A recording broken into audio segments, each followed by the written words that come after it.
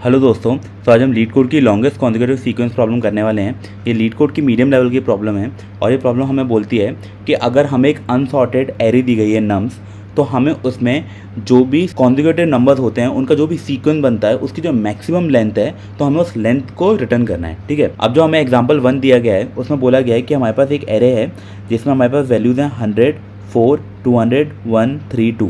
ठीक है, तो इसमें ये एक अनसॉर्टेड अरे है, लेकिन फिर भी हमारा जो मैक्सिमम कॉन्जिक्यूटिव नंबर्स है जो हमारे पास अवेलेबल है वो हमारे लिए क्या है 1, 2, 3 एंड 4, और उसकी जो लेंथ क्या होगी विच इज़ 4। तो ये हमारा आंसर है। वहीं पे अगर अपन एग्जाम्पल 2 में देखें तो एग्जाम्पल 2 में हमारी जो मैक्सिमम कॉन्जिक्यूटिव नंबर्स का सीक्वेंस बन रहा है वो क्या हो रहा है विच इज़ 0, 1, 2, 3, 4, 5, 6, 7, 8। ठीक है, तो ये हमारे पास टोटल 0 से लेकर 8 वैल्यूज़ का सीक्वेंस बन रहा है जिसकी लेंथ हो जाएगी 9। ठीक है, तो और इसमें जो क्लियरली एक कंडीशन बोली गई है कि हमें इसे बिग ऑफ एन कॉम्प्लेक्सिटी में करना है। ठीक है, तो अब अपन समझते हैं कि हम इसमें क्या क्या अप्रोचेज लेके चल सकते हैं। तो अपन अगर पहली अप्रोच लेके चलें तो मेरा फर्स्ट अप्रोच होगी कि मैं अगर नंबर्स को सॉर्ट कर दूँ। अगर मैं नंबर को सॉर्ट कर दूँ तो मेरे पास कैसे क्या बनेगा अपन वो देख लेते हैं एक बार। तो मेरे पास जो पहले एग्जाम्पल में नंबर दिए थे विच इज़ 10, 4, 200, 1, 3, 2।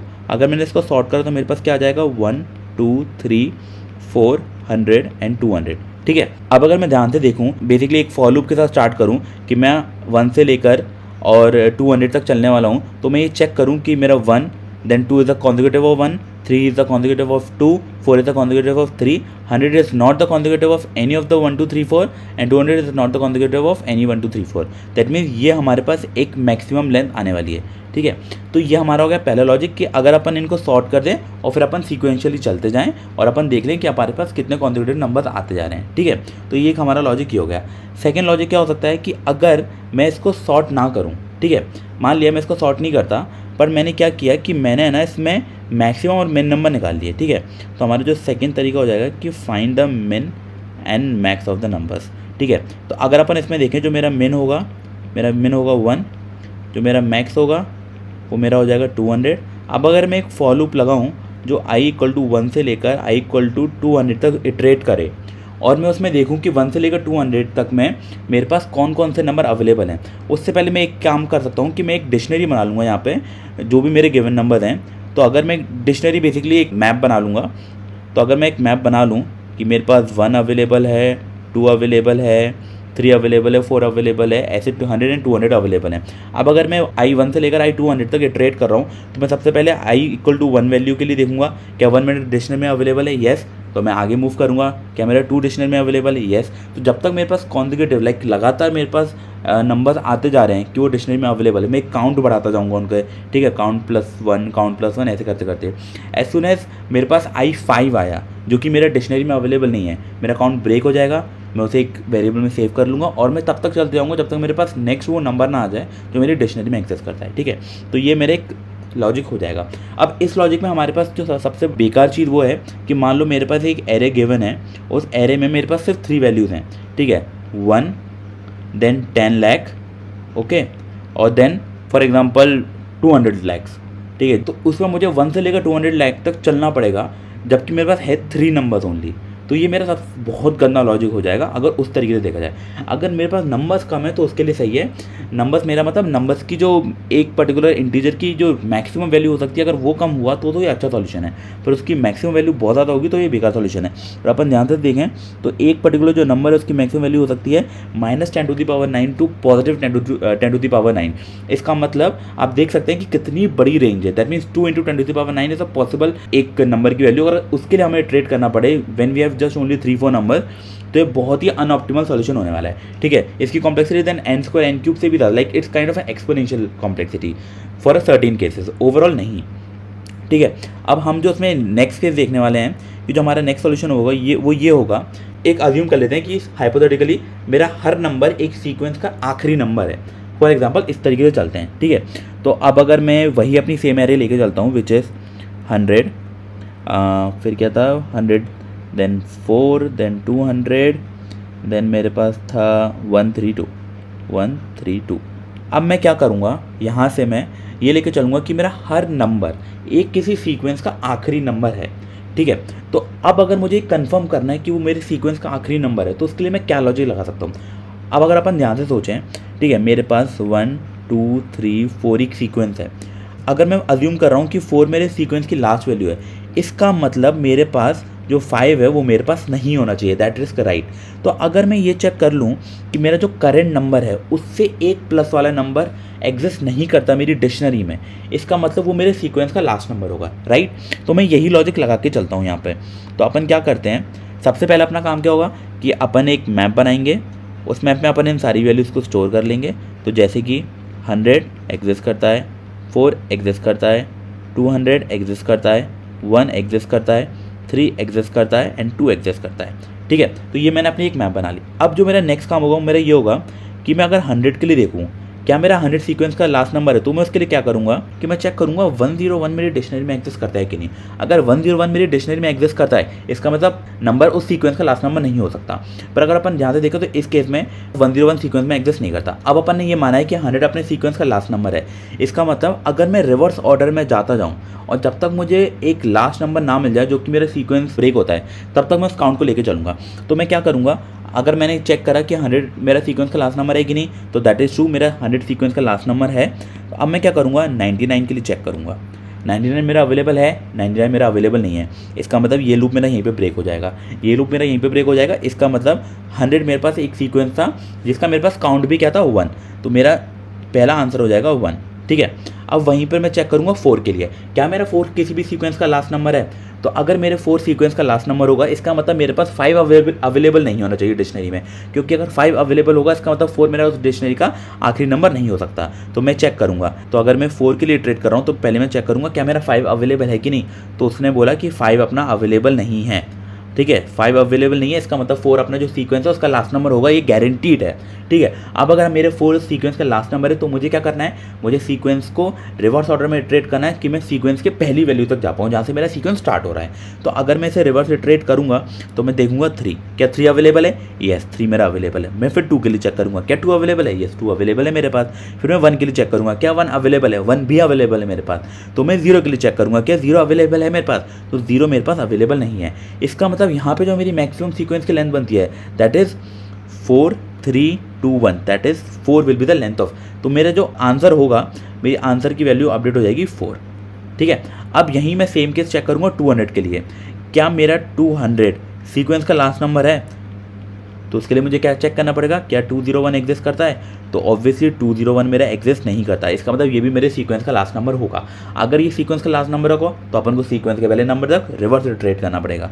अगर मैं इसे रिवर्स इटरेट करता हूँ तो मैं क्या चेक करूँगा, क्या मेरा 199 एग्जिस्ट करता है, तो मेरा 199 एग्जिस्ट नहीं करता। इसका मतलब जो 200 है वो मेरा अकेली वैल्यू रहेगी।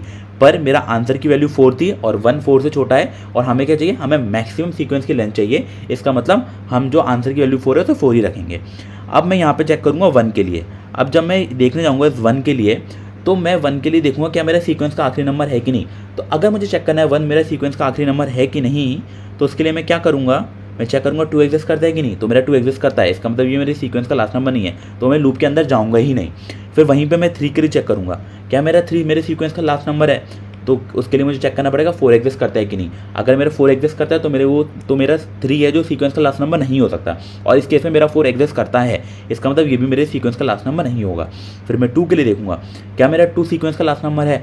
अगर मेरा 2 सीक्वेंस का लास्ट नंबर है तो उसमें 3 अवेलेबल नहीं होना चाहिए, पर मेरे इस केस में 3 भी अवेलेबल है, दैट मीन्स ये भी मेरे सीक्वेंस का लास्ट नंबर नहीं होगा। तो मैंने सिर्फ 3 नंबर्स के लिए चेक करा। वो 3 नंबर्स क्या आते हैं मेरे, 100 4 एंड 200, जिसमें मेरे 100 के लिए जो मेरी लेंथ आई थी आंसर की मेरी आई थी 1, 200 के लिए जो मेरी लेंथ आई थी 1, और 400 के लिए मेरी लेंथ आई थी 4, जिसमें मैक्सिमम लेंथ क्या है मेरी 4, तो 4 विल बी माय आंसर। तो ये लॉजिक अपन यूज़ करने वाले हैं इस पर्टिकुलर अप्रोच के लिए, ठीक है। तो अपन क्या करते हैं, अब अपन इसको कोड करते हैं, ठीक है। तो चलिए चलते हैं लैपटॉप में, ओके, ठीक है। तो अब अपना जो सबसे पहला काम था, अपन को एक डिक्शनरी बनानी है। तो मैं क्या करता हूँ, नम्स डिक्शनरी बनाता हूँ जो मेरा ये ट्रैक करेगा कि कौन कौन से नंबर मेरे एरे में एग्जिस्ट करते हैं, ठीक है। तो उसके लिए अपन क्या करेंगे, अपन एक डिक्शनरी बनाते हैं। मैंने क्या किया, मैंने जो नम थे नम्स की मैंने हर एक के लिए डिक्शनरी में वैल्यू रख दी। तो डिक्शनरी बेसिकली एक जेसन ऑब्जेक्ट होता है विच इज की वैल्यू पे मैप भी कह सकते हैं।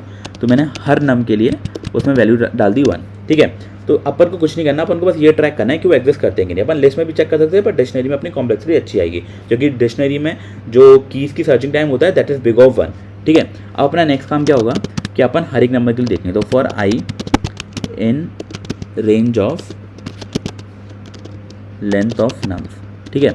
अब मेरा काम क्या होगा, अगर मैं अपने पहले नंबर के लिए देख रहा हूँ तो मैं क्या देखूँगा कि जो मेरा नम्स ऑफ आई प्लस 1 है, अगर वो नॉट इन नम्स डिक्शनरी है, तो बेसिकली जब मैं कह रहा हूँ नॉट इन नम्स डिक्शनरी, इसका मतलब डिक्शनरी की जितनी भी कीज हैं उसमें नम्स ऑफ आई प्लस 1 नहीं एग्जिस्ट करना चाहिए, ठीक है। इसका मतलब अगर मेरा यहाँ पे देखा जाए तो इस केस में 100 था, तो इसका मतलब 101 एग्जिस्ट नहीं करेगा। इसका मतलब ये मेरा लास्ट नंबर होगा। तो मैं क्या करूँगा, वहाँ पे मैं एक काउंट ले लूँगा, क्योंकि मैं रिवर्स ऑर्डर में इसको काउंट करने वाला हूँ और अपने नम्स को लेते चलूँगा। तो मैंने एक नम वेरिएबल बना लिया, उसमें मैंने क्या करा, मैंने नम्स ऑफ आई डाल दिया। अब मैं क्या करूँगा, मैं इसे रिवर्स ऑर्डर में इटरेट करूँगा। तो वाइल, ठीक है, नम इन नम स्टिक, तो मेरा जब तक नम एग्जिस्ट करता है नम डिक्शनरी में, मैं तब तक इसको चलाता रहूँगा और नम को मैं माइनस करता जाऊँगा 1 से और काउंट को प्लस करता जाऊँगा 1 से, ठीक है। अब मुझे आंसर को स्टोर करना है, तो उसको ट्रैक करने के लिए क्या करते हैं, एक वेरिएबल बना देते हैं आंसर। अब मैं क्या करूँगा, अब ध्यान से देखिए, जिस भी केस में मेरे पास नम्स नहीं एग्जिस्ट करता डिक्शनरी में, उस केस में वाइल लूप मेरा ब्रेक हो जाएगा। फिर मैं चेक करूँगा कि if my answer is less than count, तो जो मेरी आंसर की वैल्यू है वो मेरी कर दो काउंट के बराबर, एंड ये मेरा लॉजिक तैयार हो गया। और लास्ट में रिटर्न कर दो आंसर। तो ये मेरा हो गया लॉजिक। इसमें मैंने क्या किया, मैंने एक डिक्शनरी बनाई सारे नंबर्स को ट्रैक करने के लिए। देन मैंने ये चेक किया कि जो भी मेरा नंबर है क्या वो मेरा सीक्वेंस का लास्ट नंबर है, उसके लिए क्या किया कि जो भी मेरा नंबर है उसमें अगर +1 ऐड कर दूं तो वो नंबर देख लूँगा क्या मेरा वो डिक्शनरी में एग्जिस्ट करता है, नहीं करता, देन उस इफ़ कंडीशन के अंदर जाऊँगा।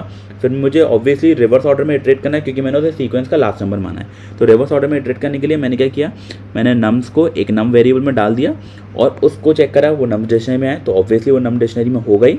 और मैं चेक करूँगा कि नम को एक एक से कम करता जाऊँगा और देखता जाऊँगा क्या वो जो एक एक नंबर में कम कर रहा हूँ क्या सीक्वेंस में एग्जिस्ट करता है कि नहीं। तो अगर अपना देखें तो पहले केस में अगर ये 100 होगा तो मैं देखूँगा 99 एग्जिस्ट करता है कि नहीं करता, तो काउंट की वैल्यू 1 हो जाएगी और आंसर की वैल्यू 1 हो जाएगी। वहीं पे जब मैं 4 के लिए जाऊँगा तो ये मेरा 4 होगा, तो जब एक कम करेगा तो 3 के लिए चेक करेगा, देन 2 के लिए चेक करेगा, देन 1 के लिए चेक करेगा, एंड देन लास्ट 0 के लिए चेक करेगा, जो कि 0 एग्जिस्ट नहीं करता। तो उस केस में क्या होगी, मेरी काउंट की वैल्यू हो जाएगी 4 और आंसर में आ जाएगा 4। इस तरीके से ये प्रोसेस चलती रहेगी और जो भी हमारे पास आंसर की मैक्स वैल्यू होगी वो हम रिटर्न करवा देंगे, ठीक है। तो ये था अपना लॉजिक। अब इसको एक बार रन करके देख लेते हैं कि इसमें कोई एरर तो नहीं है। तो ये हमारा सक्सेसफुली रन हो चुका है। हमारे पास दोनों टेस्ट केस के लिए करेक्ट आंसर आ रहा है, पहले के लिए 4 आ रहा है और दूसरे के लिए 9 आ रहा है, ठीक है। अब इसको अपन एक बार सबमिट करके देख लेते हैं कि हमारे पास कहीं टाइम लिमिट एक्सीड कंडीशन नहीं आ रही है। तो ये हमारा सक्सेसफुली सबमिट हो चुका है, ठीक है। इसमें मैंने अपनी सारी अप्रोचेस लगाई थी, जैसे मैंने अपना पहला मेथड लगाया था जिसमें सॉर्टिंग करके कर सकते हैं। ऑब्वियसली वो एक्सपेक्टेड नहीं था बिकॉज उसकी कॉम्प्लेक्सिटी थी n log n, सॉर्टिंग की कॉम्प्लेक्सिटी n log n होती है, उसको यूज़ नहीं कर सकते।